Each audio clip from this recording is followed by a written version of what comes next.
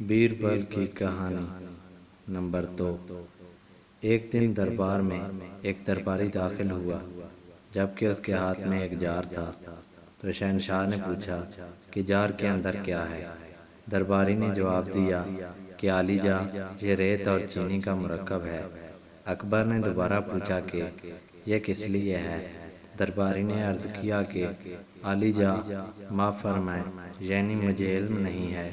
ہم بیربل کی آزمائش لینا چاہتے ہیں۔ ہم مجھ سے چینی کے اجزاء ریت سے الگ کروانا چاہتے ہیں۔ اکبر نے مسکراتے ہوئے کہا کہ دیکھو بیربل، تمہارے لیے ہر روز ایک نیا چیلنج ہوتا ہے۔ آپ نے چینی کو ریت سے جدا اس کو بغیر حل کیے کرنا ہے۔ بیربل نے کہا کہ بادشاہ سلامت، یہ بہت ہی آسان کام ہے، یہ بچوں کا کھیل ہے۔ بیربل نے ایک برتن لیا اور دربار سے باہر چلا گیا۔ درباری بھی اس کے پیچھے چلے گئے۔ بیربل باغ میں گیا اور اس نے ریت اور چینی کے مرکب کو زمین پر آم کے درخت کے تنے پر ڈال دیا۔ درباری نے پوچھا کہ یہ تم نے کیوں کیا؟ بیربل نے جواب دیا کہ ہمیں ان کے نتائج کا کل علم ہوگا۔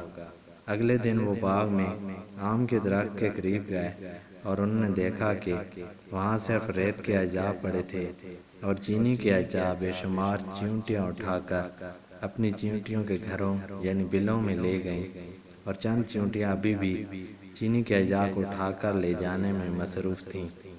درباری نے پوچھا کہ مگر ساری چینی غائب ہو چکی ہے۔ بیربل نے اس کے کان میں سرگوشی کی کہ جدا ہو گئی ہے۔ تمام ہنس پڑے۔ اگر تم چینی کو پانا چاہتے ہو تو ان چیونٹیوں کے گھر جاؤ، اور سار ہنسنے لگے۔ مزید ایسی ویڈیوز کے لیے چینل سبسکرائب کریں۔ شکریہ۔